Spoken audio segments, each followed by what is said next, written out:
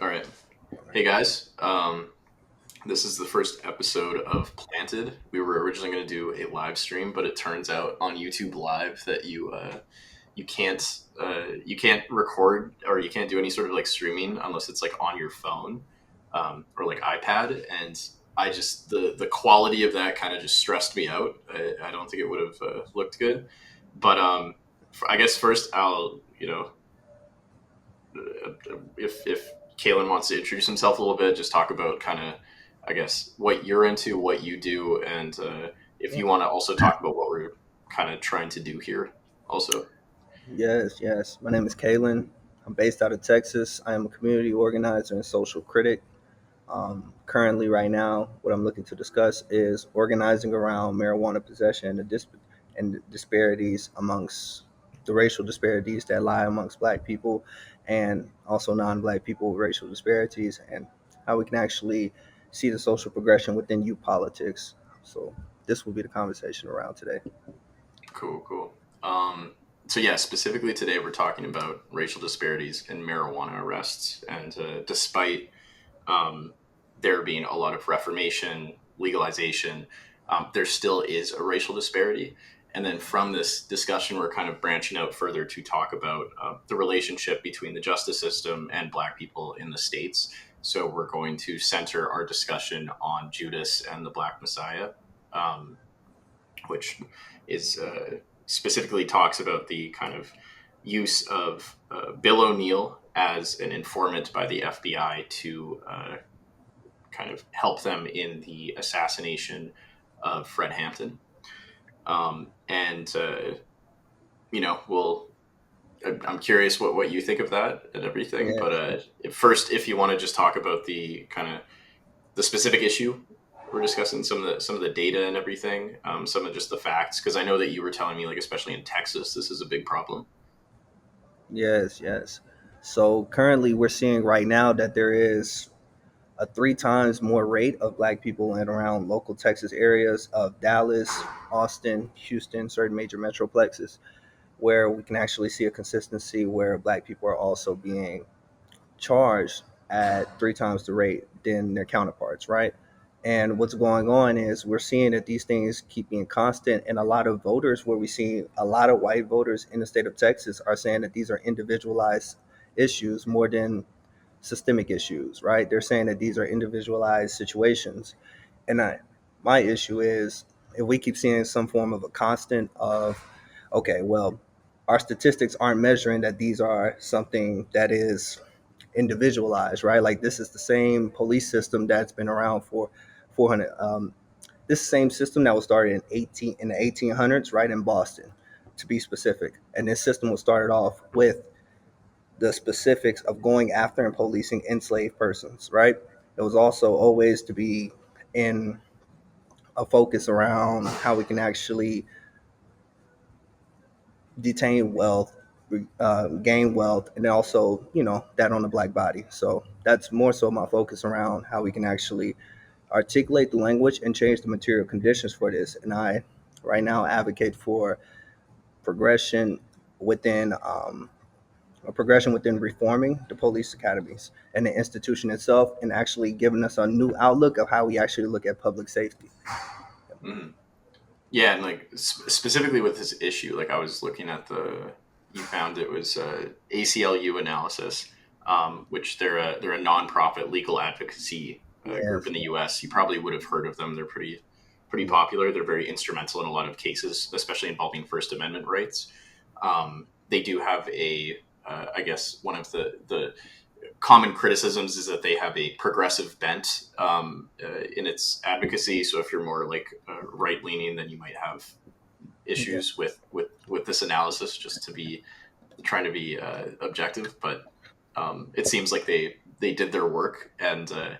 overall, yeah, they found so 43% of drug arrests are specifically marijuana arrests, Yeah. and 9 out of 10 of these arrests are for possession. So already a very non-violent, drug just in Exactly. general. Yep. So it's a little bit interesting that it accounts for 43% of the drug arrests. And then, yeah, as you said, black people are 3.6 times more likely than white people to be arrested for marijuana possession, Right. despite similar usage rates. And this, I mean, that's the average, but like in Montana, it's 9.6% or 9.6 times, and in Kentucky, it is 9.4. So it can jump pretty dramatically. And then also in certain areas where it's been legalized, since Maine and Vermont, or like such as Maine and Vermont, it's actually the racial disparities in marijuana arrests has actually worsened. And I mean, if you want to specifically talk about kind of the, what happens to people when they get arrested for marijuana possession, how like life altering it is, if you want to talk about that. Yes, yes, yes.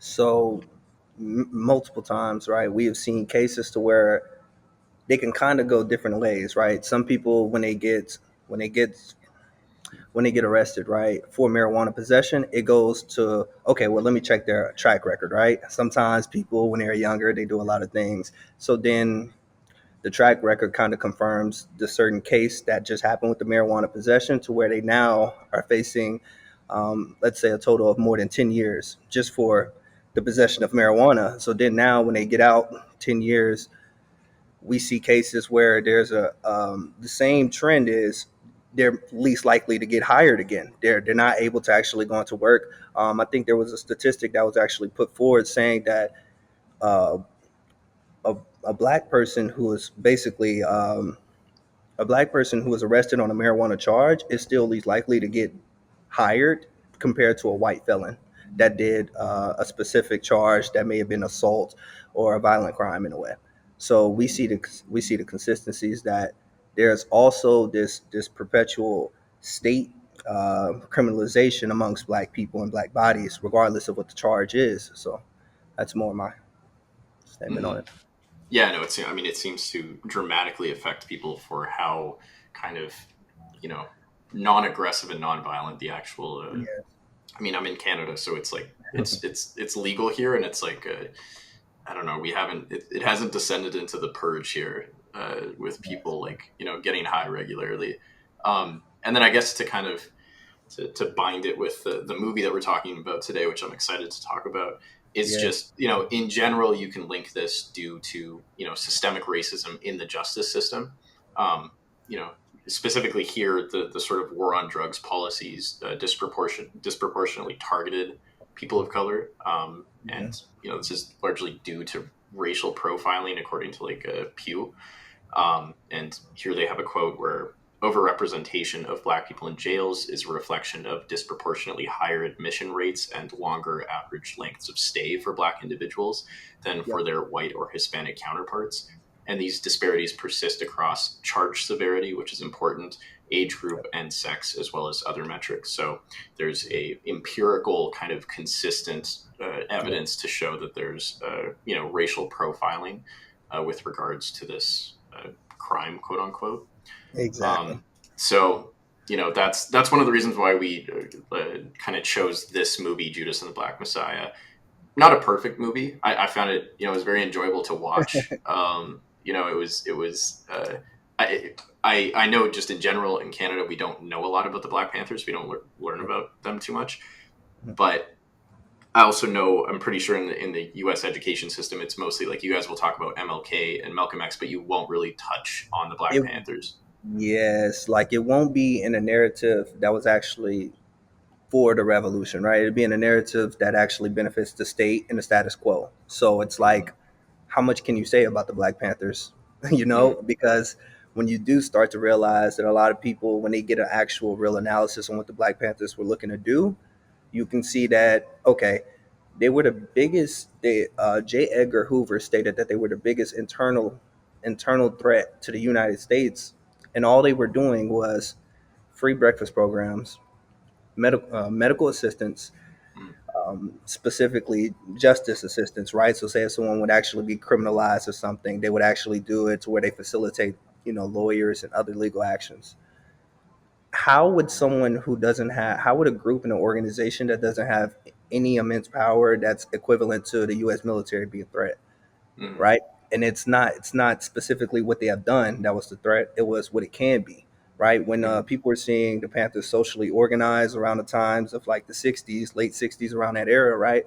They were getting college students to start stating these things. That's when Police even on documentaries will state this right around that time. They'll state it was scary when they noticed that college students, when they noticed that non-black people were socially organizing the Mm, due to understanding and acknowledging the material needs and what the status quo in the state is amongst the oppression of those really of the working class also, mm, um, being black, it kind of pushed us to be second class citizens, but it's also pushed us to actually look amongst a state revolutionary type of consciousness, like, okay, this is the same systems that's subjugating everyone.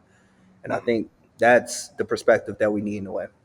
Right. Yeah. No. I mean, I found it like the portrayal of the Black Panthers and especially Hampton was quite powerful. Like I especially like I didn't realize at the end of the movie also that he was 21 years old. That was really Yeah. surprising. That was Yeah. shocking because I guess like it was mostly young people that were in Yes. this movement too. Most of them was under 25 years old. A That's lot of them crazy. don't tell you that. Yeah. Yeah. Yeah. I mean, but I think that that's also like kind of a good, it represents like kind of a good aspect of the Black Panthers is that they were mostly like young people in Exactly. comparison to like when you look at the state or more like establishment Yeah. type. It gets us to actually look at youth politics all over again. Yeah.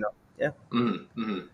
And like I'm kind of curious what you think of like the at the start where it's Bill O'Neill when he gets arrested and he talks Yeah. about he's talking about his justification Yeah. for why he's like impersonating an FBI agent just as he's like and he says like a badge is scarier than a gun because you have like a whole army behind you. Yep. Like how do you feel like that was kind of speaking to institutional power like Yes. because Yes. there's a Yes. lot of that it's like between kind of like reformation versus revolution and Yep. like kind of violence versus kind of like non-violence and stuff like that like I just kind of wonder what your take is on that. No, exactly. I think it's important, right? Fred Hampton stated this quote. He was actually saying that the gun itself isn't revolutionary. It was the ideology behind it, right? Mm, Because guns, police have guns. Anybody can have a gun. It was the ideology amongst it. So when it came to the police badge, it was a representation and a symbol of the institutions and the power that's actually above it, right? It's a system above people. It doesn't matter if you give a shotgun to someone on the corner, but if you actually give them a whole institution worth of power, then you get, you know, a mass difference of things, right? But also when we get into like William O'Neill and the whole situation, it's like we think about his amount of understanding the system, but still individualizing himself, right? He was like, I'm gonna kind of put my own self priority above the community.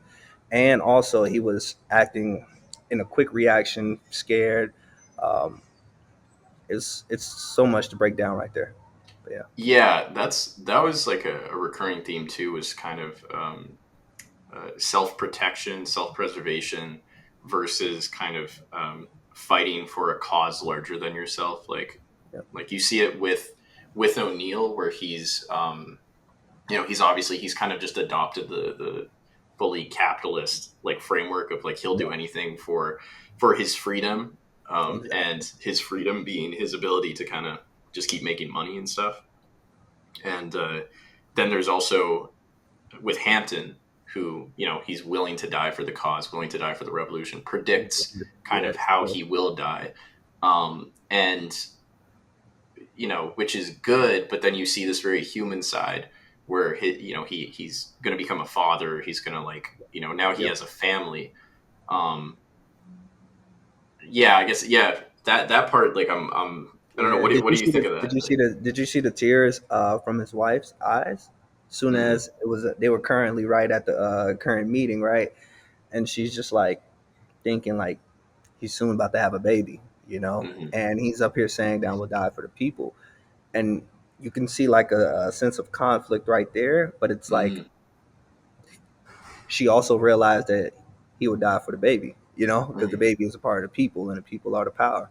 So it's just that right there, they put a sense of realism, like right there, social realism. That's what I noticed. It was a huge sense of social realism. It was like, okay, well, we have to fight for our humanity, but then we also have to fight for our core family. Then we also have to fight for our own existence in a way. And you see all these things just take place in that film. That's what I love, right? You got William O'Neill, you have his wife, and then you also Mm-hmm. have Fred Hampton, and then all the Mm-hmm. other specific members that were core to it, right? And I think it's quite interesting, honestly, right there. It's just a form of realism, and that takes place amongst that conflict. And also, you almost see almost a hint of double consciousness because what they were also doing, other than the double conscious part, what they were doing is showing that there is black is power, black black power exists in urban areas. So Mm-hmm. it was very new. Black people just migrated over, um, migrated to like urban cities, migrated over from the South to California, the Midwest, like Chicago, and that kind of was a sense of, okay, well, we still have our foot in the door, we're right here, we're making a symbol, and no, we're not violent, we're actually just trying to protect ourselves because police brutality is at a rate where it's unfathomable. So Yeah. it's more the focus, but yeah. Mm-hmm.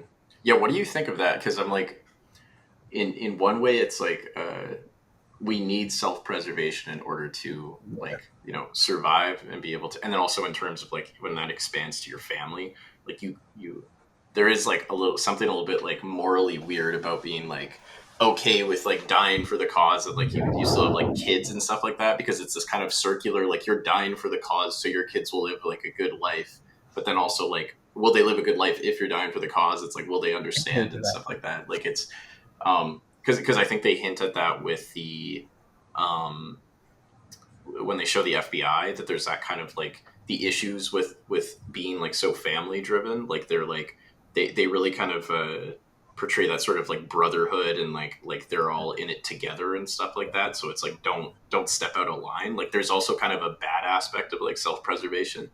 And then there's like Bill O'Neill, who's just like very like egotistical self preservation. Like he's just completely like he's just for himself, and I find that interesting. Like that quote where like they ask him, "What do you think your son would think?" Which is like it's about the family. Which is like at the end of the day, I'm like, I guess it is kind of saying like with Fred Hampton, it's like maybe he made the better choice, even though like his kids will understand. Because I think Fred Hampton Jr. right now he works with the Black Panthers. Like he's a part of Yes, the yes, yes. Right now, organization. they're just furthering the legacy. They did COINTELPRO.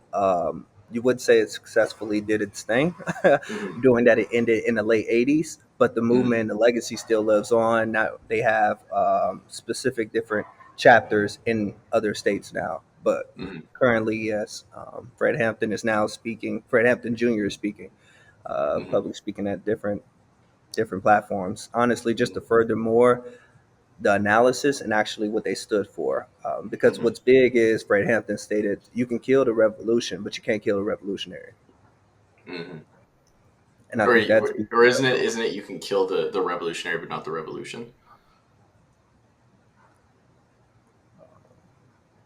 Say it one more time. You can kill the revolutionary but not the revolution. I Yep, think it right there. was that. Yeah, yeah, Right. yeah. All right, Yep, yep, yep. I You can wasn't kill the sure. revolutionary, but not the revolution. Right, So, right.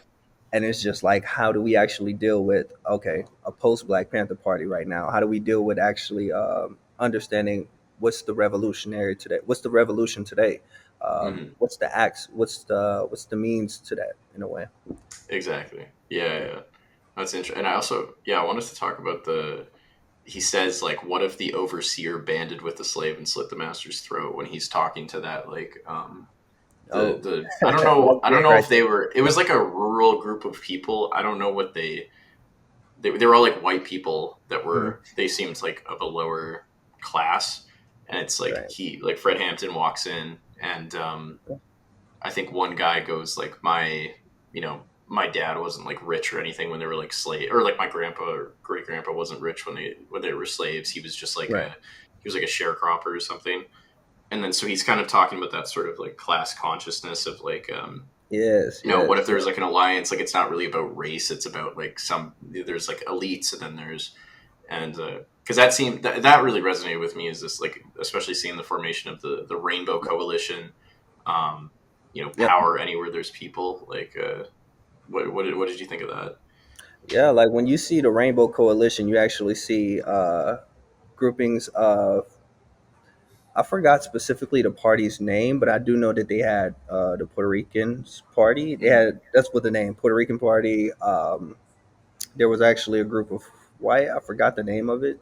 Rain check me on that.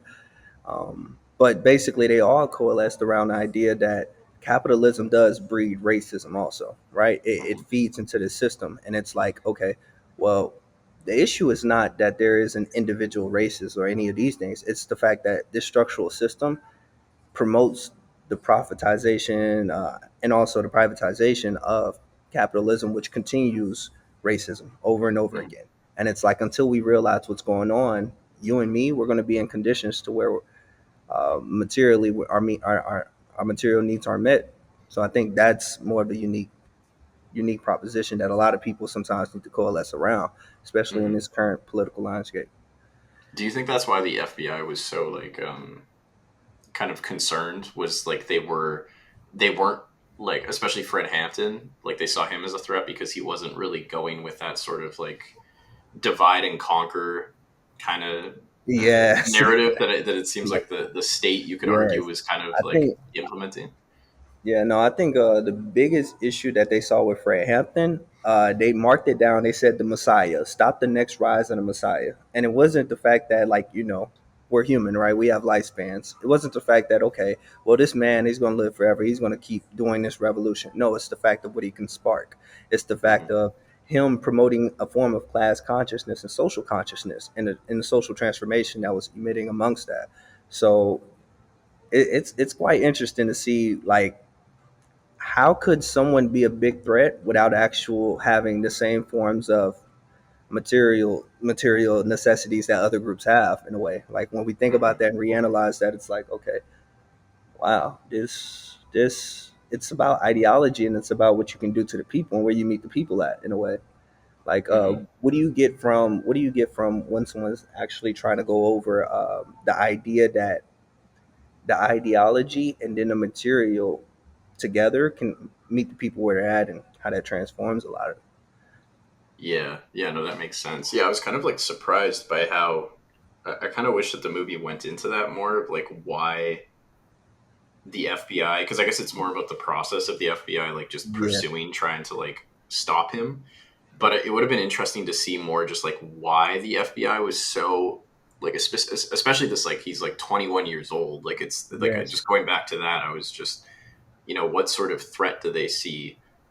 You see some like kind of calls, like subtle calls for like violence and kind of more radical things, yep, and then also it's like era of McCarthyism, like they're going to be like very yep, against communism. But it's almost like I almost feel like the more the FBI in the movie, the more the FBI was kind of trying to like silence him or like shut him up, it was like the stronger the movement became around him. yes, yes, Like yes. they were almost kind of like if they just had like left it alone, maybe it would have been fine. But Cru- like, my issue is more so with the film is putting in context a revolutionary with an informant, and then making a movie and wrapping it around that, rather than giving full context and then actually going over, because the Black Panther Party actually had many people, right? Like, we can even go over Eldridge Cleaver, even though later in life he transformed, and he kind of went on the right end of things mhm, at the end, due to him actually visiting other sites of like Cuba and stuff like that, right? right, But when they would actually show their Marxist analysis and more the frameworks of what they were following, rather than having the Black Panther Party chant over and over again, actually understood what they do in the downtime, and more so like the literature, the literary studies that they had, to focus around what they were actually focusing on. I think that mhm. should have been more, and then you know, aim towards J. Edgar Hoover, really, Yeah, yeah, no, and that makes sense. COINTELPRO, really. Yeah. Right, yeah, yeah. Yeah, no. Also, yeah. What was your specific gripes with the? I know we talked about it before a little bit, but the like how they kind of portrayed Bill O'Neill, like William O'Neill. Like I thought he was just a very, I mean, like he's Steinfeld. He's a great actor, and I was like, this is a very kind of not that he like. I thought his acting was great, but I'm like, this is a very like He embodies the pathetic. character, for sure. Yeah, I was like, this is Yeah, a very pathetic person. Like this is like yeah, not a person that has a lot of strong values and like very like it just seemed like the only time you saw any sort of like emotion out of him was when his own interests were like being threatened and stuff. He never stood for like anything like larger. And yeah, you do feel it when they basically say like you own your own gas station now, and like that's pretty much it. It seems like Yeah. he's just like, it's less of like, oh my god, I sold my own people out, and more like, oh, that's all I got. Like that's kind of he just seems kind of disappointed Yeah. about the prize, I guess. Yeah, what was your with his portrayal? What were your gripes? Yes. No, it was. You broke it down so good that it was more so like a lot of the capitalist mindset. It's like, oh, what did I lose? What did I gain? In a way, it's like, Mm, okay, um, it's not actually about the overall project. It's more so about, okay, well, what can I quickly gain? What can I quickly aspire to? In a way, it's kind of a scarcity mindset also, because yeah. he didn't see the people as a motivating factor in what he can actually receive in the abundance of life soon after the revolution, right? He didn't think of the good picture. He was thinking so short term, right? He was thinking also individual. He was thinking, okay, well, let me put myself in the middle. And then also, I'm going to just worry about the people when it's time. Because you've seen he actually was at conflict many of times when, I forgot the detective's name. Do you remember the detective's name? I forgot. It's some very generic name. I don't Yeah, remember. yeah, I Yeah, forgot the detective's Clemens is name, but very good in this also. Like Jesse Plemons yes, really yes. But gets the he plays that detective, really well. and basically, there was a scene where him and the detective was in a room together, and they were chanting. Right, it was at the time of the Black Panther chant, and he was just like, they were stating the chants that was specifically like, "I am for the people. I live for the people. I die for the people because I am the people." Right, Hmm. and you can see that emotional capture that they did. Right, capturing his eyes and trying to understand. Like at times, he realized that he was doing wrong. Right, he was Yeah, like, yeah. "I am not supposed to be." I'm not supposed to be working with the pigs. You know what I'm saying? So it's, Hmm. why am I doing this? Right? He had those moments of Yeah, consciousness where he was actually right there, but he still resisted and persisted on seeing that it's only about me. It's only about hmm. me. And then later he came out, even in the discussions where you have him in interviews recently, he was in the discussions to where he was actually talking about, I don't, I did what I did. I grew up out of that in a way. So it's like, you don't know whether Yeah, to see that as like young him or just really him in a way. Both yeah, yeah. No, I complicated parts. thought, yeah, no, he was an interesting character. Like, it was. I don't know if they were. I was also the one thing that just like really kind of confused me was how quickly he. I guess because he's like, now that I'm thinking about it, he was like a scam kind of artist, like Right. criminal before, but just Yep. how easily he got that close to Fred Hampton in Yep. that, because I'm like, they don't really portray him as a particularly good member of the Black Panthers from the beginning. Like he's like hitting on like women, he's not really paying attention and stuff. He gets into like verbal altercations. So I was Right. kind of like, how did he get into like the security position? Like Yeah. I was like, is the movie kind of showing like kind of a Yeah. lampooned version of how like not good this guy was at acting, or like that like was Fred Hampton just really naive, or like I don't really know. Right. No, that's a good question. Even I'm like, you made me just like, okay, that's a good question right there. Like, is it, how did he just get this position? Was he, because at the time, I will say the Black Panthers at certain eras of time were just looking for people who was invested in the community, right? So Mhm. sometimes you couldn't always tell every motive of each select member, but I mean, he was in a higher position, so it is kind of complicated to figure that out. But I will Yeah. say, many people in the Black Panthers, it was just like, if you can help with the breakfast program, come out. Right. Yeah. I guess Yeah, that's the other thing is like distrust and paranoia in these yeah, movements, like the extent to which it's like useful, and then the extent to which it's like, could be like a detriment, because ideally like with the Rainbow Coalition, it's like you're able to ally with multiple different groups, and then in support of one cause because of like strength in numbers. But then if it's, you know if you let in too many people, if you're too chill with the right, screening right, process, then right. that then you can end up kind of letting in somebody who could, it could lead to the death of your leader or something like that, or Yep, you know yep. yeah. No, I um agree. I agree. yeah. And then I guess like to kind of like link it all the way back to what we were talking about, racial disparities in marijuana arrests.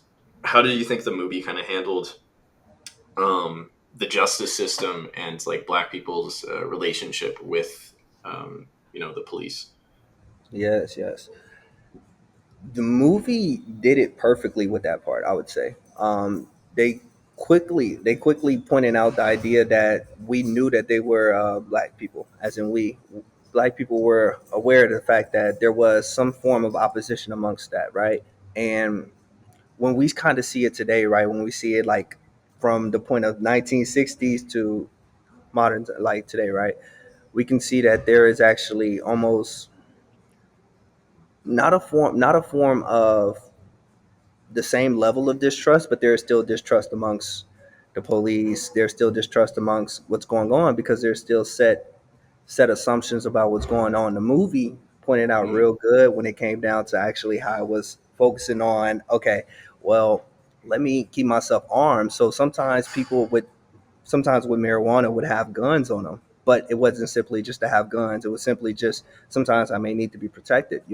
Sometimes I mhm. may need to be in a situation to where I don't know if my life is going to be in danger and jeopardized. So now you can see that the economic and social conditions of today has only been a continued legacy of what's been going on recently, right? So I think the movie did it very well with actually pointing out, okay, they didn't actually create it to where there was friendship amongst the police. They made it to where, okay, well, 12-year old children of the Black Panthers would be like, oh, fuck the pigs, always Yeah, made it to where it was like, okay, this complete opposition. And I think in the institutions in public safety also, they just kind of continued the legacy of just, okay, well, they're probably doing something wrong, let's keep it going. yeah, yeah. And I guess yeah. Now, present day, we're looking at like specifically marijuana arrests, which is like a pretty uh, easy area for police that want to racially profile. They can because a lot Exactly. of people smoke marijuana, Yeah. so it's like not It's the hard easy for them way. to Yeah. yeah, to find people to kind of incarcerate if they don't like them. Um, so I guess yeah. In closing, talk about some like specific solutions for that specific thing. Obviously, like the racial disparities in incarceration in general in the U.S. is like a large historical um, issue. But Yep. just like if any of you are interested in kind of getting involved in this specific topic, there are just like some general like kind of solutions, proposed solutions. There's overall marijuana legalization. As I said, being in Canada, we haven't really had too many real issues with that. Right. There's expungement and resentencing. So people that were arrested on these past offenses, they're not like marginalized due to like some of the stuff you were talking about before. Yep. And then also, including police reforms and legalization efforts, because we see in a lot of these areas, even though there is reform, there's legalization, that the racial Yep. disparities still persist. So it's like it's not just one solution is just legalize marijuana necessarily. Yep. And then And then also, mhm, And yeah, sorry. no, no, and then one more thing, like the film also pointed this out very good, and that we at this point in time it's important that there's an over policing in black Mhm. communities, right? And it still actually showed how there would be cop cars basically just waiting there and couldn't wait for the moment, especially if that's an easy crime. So it's just like, hey, let's just get some free labor, and all of this stuff just basically benefits capitalists at the end of the day, and that's that same Yeah, cycle. So yeah, the over yeah. police. No, I think I saw that like where it was, and I think it was the ACLU that were talking about the fact that a lot of these, like a lot of the data and how they like measure police productivity is like per arrests, like per like arrests for like drug offenses and stuff like that. So it's like the system like actively encourages police to do these things, and it kind of goes back to the whole. It's like the at least for me, I don't know how you feel about this, but like with police reform, it's not about the individual cops. It's about like the actual system Yep. incentivizes this behavior, and that is what should be focused on. Like there are good police people, like there, but usually they're kind of I would say acting outside of the systems. Like they're a little bit of an And there's a anomaly in lot a of way. conformity pressures also that a lot of people can't. So basically, like sometimes you'll be in a situation to where new police, right? They have a very Hmm. honest heart about it, so they'll probably be like, "Oh well, I mean, I'll let them off. This is a petty crime and such." But they'll be Hmm. pressured by another police officer that'd be probably, let's say, like 5 years in the system, and they understand there's a wealth benefit of this. there is material benefits of these things, they'll just be like, well, I mean, they kind of try to buy him in the same way that like some people would probably do, like the scene in with William O'Neill and Black Yeah, Panther Party, kind of basically yeah, subdue, probably, yeah, seduce yeah, them. yeah, Yeah, yeah. We can't really rely on systems that are, or we can't rely on just people being like rising above and beyond in individual yeah, cases against systems. Like there is kind of like a both kind of larger and smaller ways to deal with this. Um, yeah. So I guess yeah. So specifically, I found this. It's called National Expungement Works. That I'd recommend checking out, and we'll put a link to like both of these in the description. They're a holistic year-round uh, kind of organization. Involves legal relief, wraparound services to restore access to jobs, school, housing, voting rights, and advocacy for expanded access to expungement. And they build and restore pathways for generational healing and wealth for people that were marginalized due to these kind of petty offenses.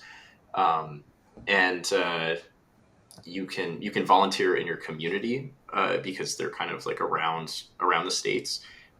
If you have an organization, you can work alongside them. You can also donate on their website if it helps. And so that's National Expungement Works is what I found is like a possible kind of direct thing if you guys want to go to that, and then if you want yes. to talk about what you found. Yes. So currently, right now, I found that De facto Books, very great organization. Right now, they're focusing on distribution of authors amongst recent prisoners, and then also those who are actually writing in prison, getting access to education within prisons who have actually had marijuana charges, who have actually had um,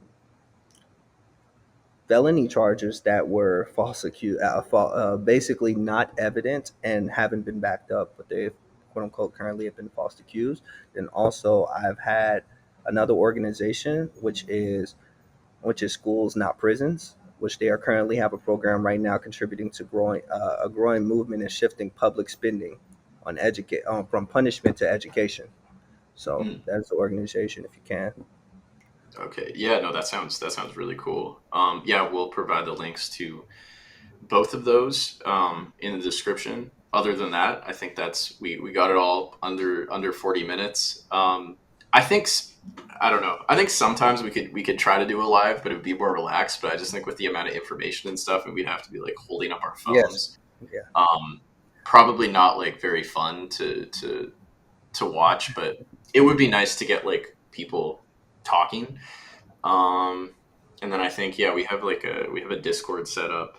I think we might do kind of like an online kind of magazine, zine, zine, whatever they call it, Yep. just to kind of so there's multiple ways you guys can uh, learn about these things, get involved. And yeah, that's all I have to say. But if you have anything else. Thank you for the discussion, man. Yeah, no, I mean, thank you, I guess. Oh, and also, can't leave that out. You guys in the comments, please, uh, propose a specific issue that you guys want us to talk about, preferably at like a local level, but like, we can talk about whatever. And if you have any sort of direct sort of actions that you think could be taken if enough people paid attention to it, like if it's an organization or some sort of like volunteering service or something, and whoever kind of you guys can vote by liking, and whichever like the top comment is will we'll most likely cover that on the next one. And we'll keep you in touch. It'll be about every 2 weeks we do this. So, but it'll evolve. Who knows what it'll look like? But yeah. All right. Well, thanks for watching, guys.